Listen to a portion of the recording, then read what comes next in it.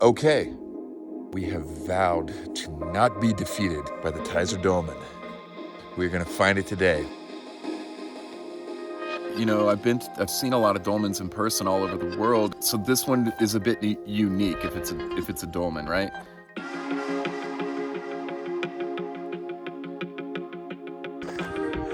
What do you think? I think it's really freaking cool. This has been a treasure trove so far. We've only been out here like 3 days, and I've found so much cool stuff already.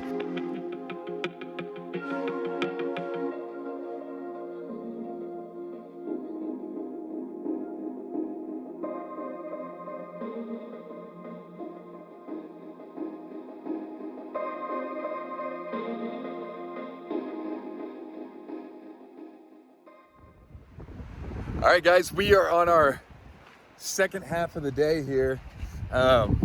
We finally made it, okay,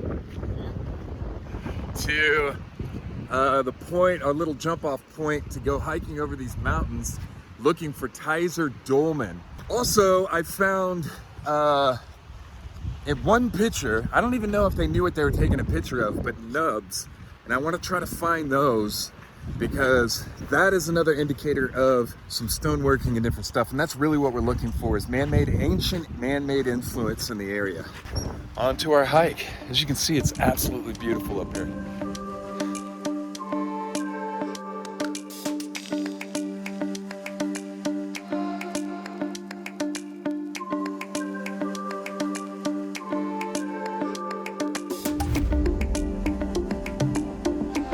We're on top of this mountain we've been hiking up. Just kind of spotted these.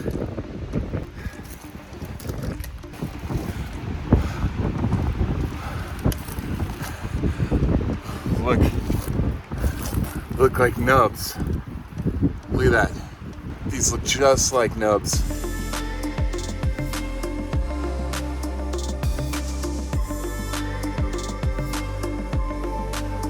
Dude.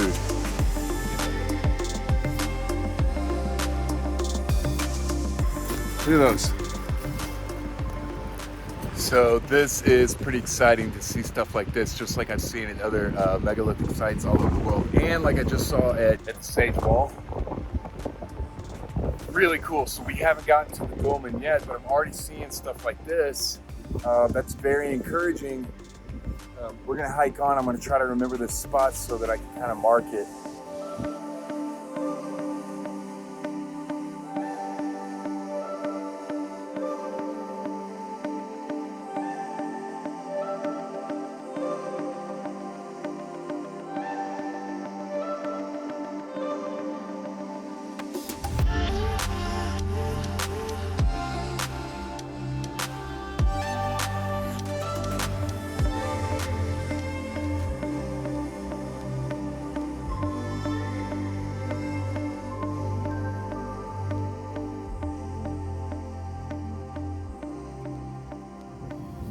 So we are really out here right now. We're way out in the woods.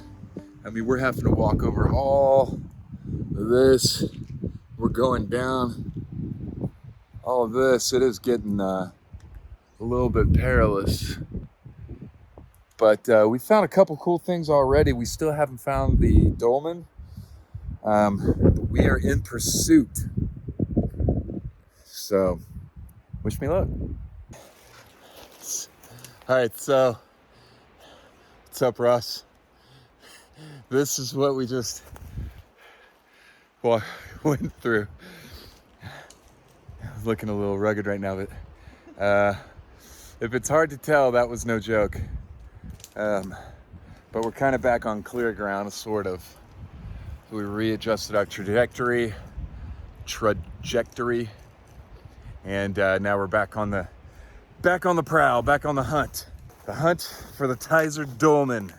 We will not be deterred. We will find the Tizer Dolmen.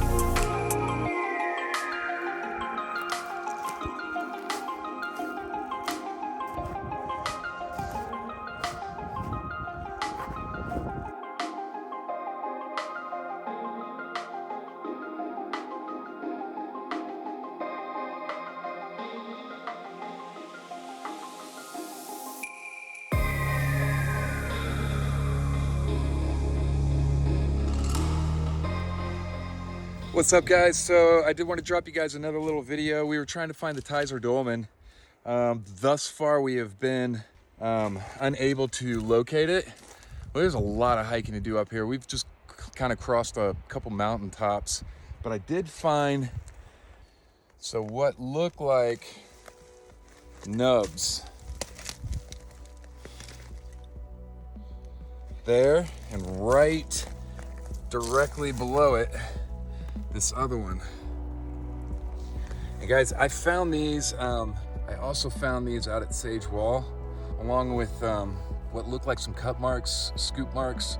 I also found what looked like a carved out area, very similar to some things I've seen in Egypt when I was traveling over there just in December.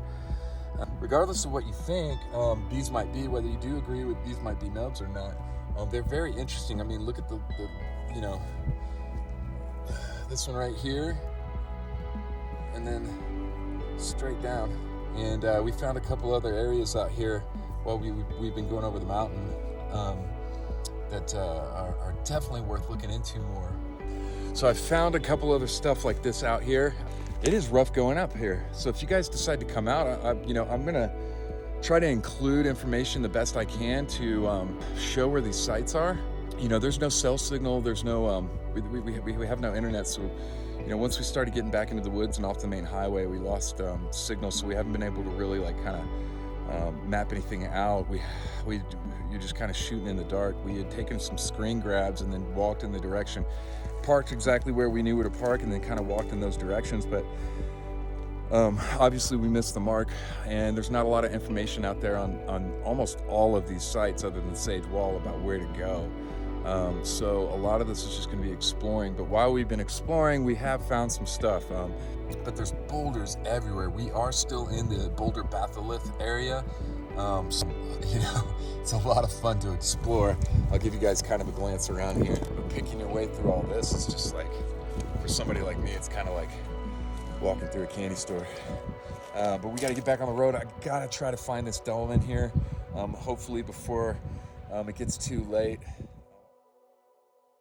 Well, unfortunately, we did not find the Tizer Dolmen, and we kind of feel like we went the wrong route, and maybe if we went this route that we ended up hooking up on the way out, we would have found it. But I think we have enough time for to get back out here and walk this trail that we think it might be on.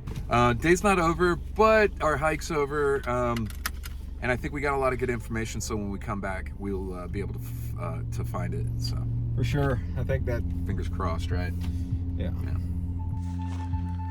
Okay, we are on day 2 of Tizer Dolmen. We did not find it yesterday, but we have vowed to not be defeated by the Tizer Dolmen. We're gonna find it today. We went back last night and this morning, and we reworked some coordinates and mapped some stuff out a little bit better, and we feel like we know exactly where we're going this time, and we hope we're gonna do that.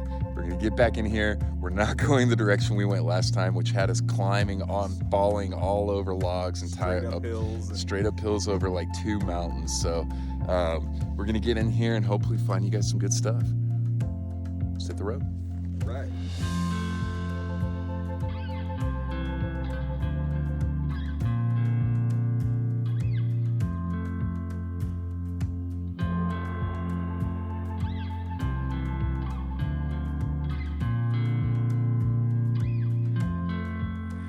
There's a fire pit over there. I don't know if you can see it. It marks about the midway point of this hike over towards the dolmen. It's a good landmark to use if you're trying to head on out here. We think that these roads go into the trail itself right in front of us. There's the road. And we just, for some reason, decided to walk up that yesterday. We still haven't found it yet, but I feel very hopeful that we're on the right path, because this looks much more, I don't know. I guess I don't know what it's supposed to look like. It just feels better.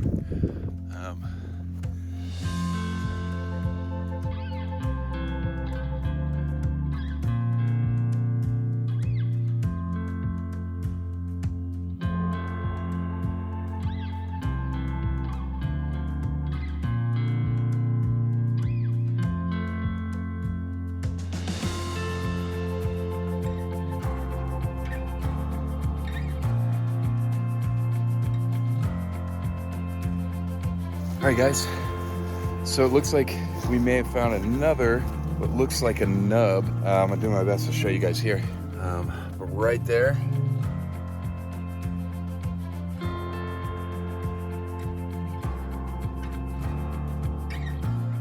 we've been finding more and more of these out here, which is really cool.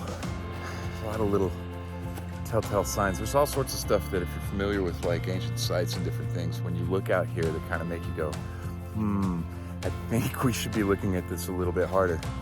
We're gonna keep making our way up this mountain.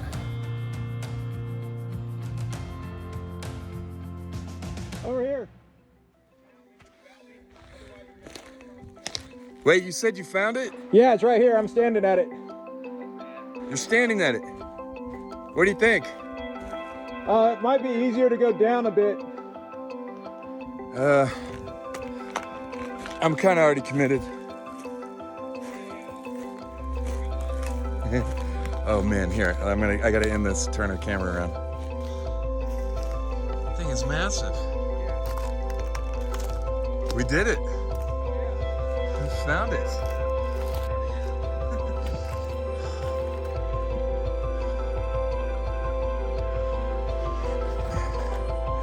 What do you think? I think it's really freaking cool.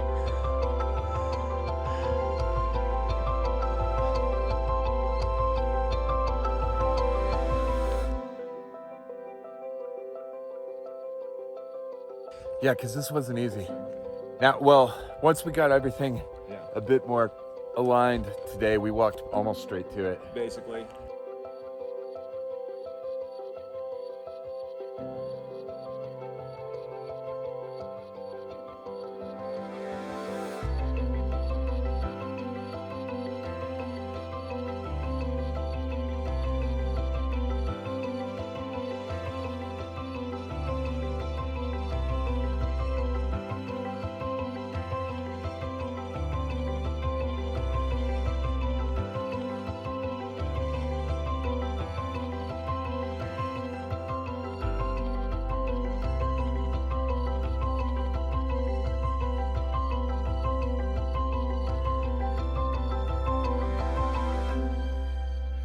What is up, guys? We made it. We are here at the Tizer Dolmen. Look at this thing. We finally found it. If you guys been keeping up with everything, you know that we were looking all day yesterday, hiking over mountains and ranges and stuff, and we couldn't find it. But we found it today. We did a little reassessment and plotted our courses a little bit better today and got out here to see this. Now I'm going to show you guys all around the site because we've just spent the last hour or so exploring, and I've found like several really cool things. But we're going to start with the Tizer Dolmen right here. So this is the Tizer Dolmen, and it is massive. Now, I will say most dolmens that I've seen traveling around the world, and I've seen them all in person, they usually consist of 4 bases with a capstone on top. Now, you know, that one makes this one a bit different if it is man-made. Now, what really is kind of swaying my opinion upon this being some kind of accident of nature versus something that's man-made is the rest of the stuff that I've been finding around the site. And I'm going to show that to you as we go on because there's some really cool stuff. You don't want to miss that. The base of it is very interesting. It's kind of curved in and it meets this lower base here, which is really interesting. That it sits so well there with this curved portion. And then of course it goes straight up to that capstone. Each side is extremely wide, as you can see. And from the front right here, you gotta walk up and around to the back. So there's an elevation change from the front to the back. And it seems to have like the whole mountainside kind of just pushing down on it from the backside. Boulders and different things collapsed all around its base. Now right here, I'm standing on a boulder right next to it. But right behind that is something else we found. Look at this. Look at these holes. 2 circular holes right in there. Very interesting, is right at the back of the dolmen. You know, if these went and connected underneath, if they were drilled through, it would look like pinch holes that you find all over the world. places like Egypt and different areas, like everywhere. You know, these two cylindrical holes. Now, you know, one thing about this whole area that we've been exploring out in the Boulder Batholith region is that if any of these sites were man-made, which I'm leaning towards, there's plenty of evidence out here that more research should be done. But whatever used to be out here is so old that everything is so extremely weathered down. You're not going to see stuff like if these were drill marks or anything like that. Different types of cuts and different things that you see at other ancient sites around the world. That's just going to be harder to find. Everything is so incredibly worn down. All right, so we've got these two here. Now, when we walk back up here, this is where things start to get really interesting. You have to go up this hill. There's the dolmen. Now I got to walk up this hill here, and I'm going to start showing you guys some really, really interesting stuff once we start getting up here. There is this one spot that's already kind of known. There's a video out by a lady named Julie Ryder, I believe, and she's explored all these areas, has named a lot of different stuff here and explored that, but she has a YouTube channel called Montana Megaliths. If you go over there, you'll be able to see a lot of different stuff on her channel as well, because she has a bunch of videos.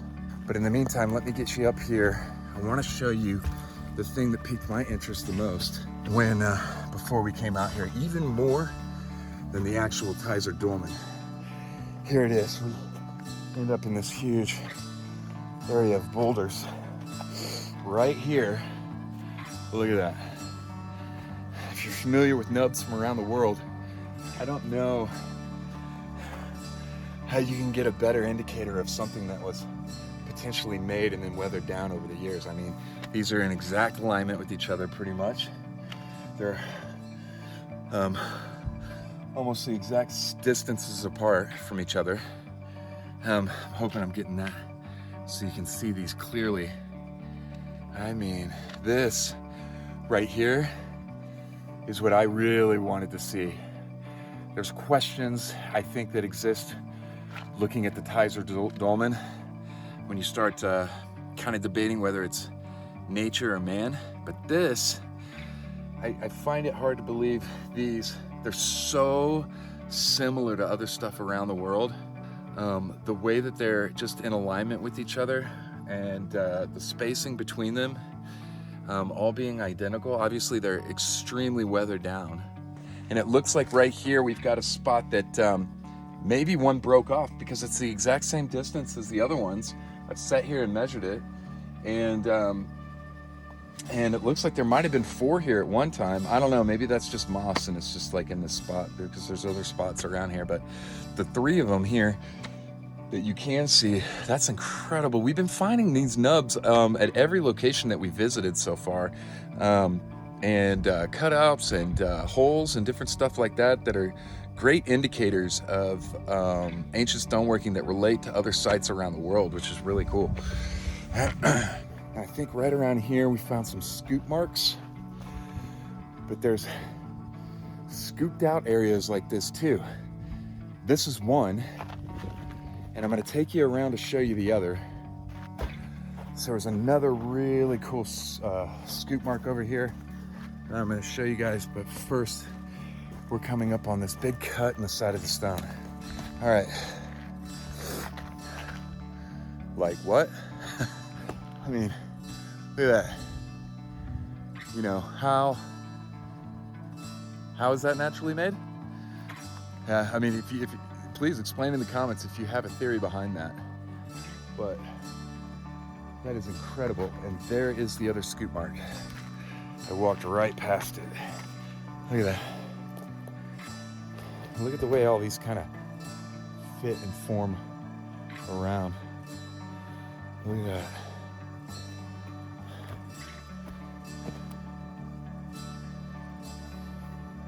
And on that wall right there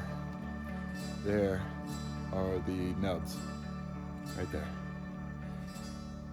And doesn't that all just kind of look like, if you can imagine it, without all the weathering down over the years, how this just all kind of fits together all the way up?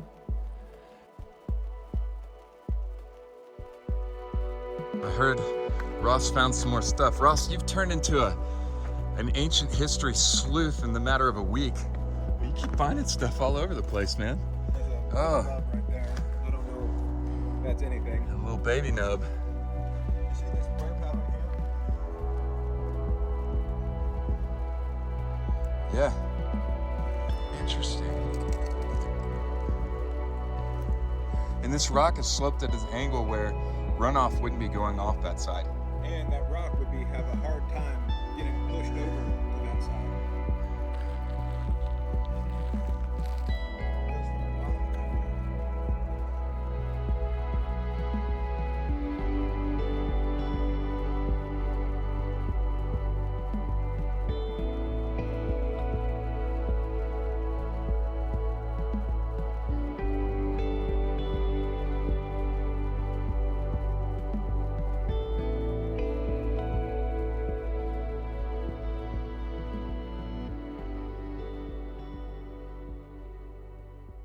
Okay, so this is pretty cool, man. We're taking a break right now. The thing that I think is the most like non-arguable and interesting is the nubs. Yeah. Those 3 nubs. And then, you know, we've found scoops. You know, some of that could be explained away here. The cut, I don't know how to explain the cut with nature. Weirdly stacked rocks all over the place. Weirdly stacked rocks, and a lot of them, as they go up and they look stacked, they like maintain a shape. Like I've talked about before, you know, I've seen a lot of dolmens in person all over the world, and usually they have 4 base pillars with a capstone on top. So this one is a bit unique if it's a dolmen, right? I find it very interesting that this thing is standing the way it is with a capstone on top when every single thing else out here, around here, is collapsed in some way. All right, so Ross just made an incredible observation, in my opinion. If you look back here, you see how the base, if this base was made to hold this, why is it wider on this side? It comes all the way over here. So it looks like there could have been a piece missing right here, right? Well, look right here, and this piece is curved at the bottom, just like the other ones, and would have fit in right there. Now, if we walk up here just a little bit, look up here, this giant boulder at the back right there, this one, that could have rolled, hit the back of here, done the most damage to this outside piece, and then caused it to collapse here. All this debris and stuff that's on this side, but not on the other, fell and broke off from this other piece. And if you look at this weathering mark up and down it, look at this weathering mark. I think that is a really good working theory. And it looks like, you know what? It looks like the side of the capstone over here is broken as well. All right, guys, this has been absolutely incredible exploring the Tizer Dolmen and the surrounding area. If you come up here, make sure to walk around and look everywhere. You need to come up further past the Tizer Dolmen. Remember, check the description. We're gonna do our best to leave the best coordinates that we can and directions so you guys can come out here and visit it too. And definitely want to say thank you to History Shift. He's got great details out. Then Julie Ryder has also documented stuff out here. Her YouTube channel is Montana Megaliths. And so check those out. Give them some support because that's how we found this place. We hope you guys really enjoyed the footage that we were able to get. I think we're going to walk around and just get some last minute looks at some of this stuff because this is a really fun place to come and visit. Thanks, guys, for watching.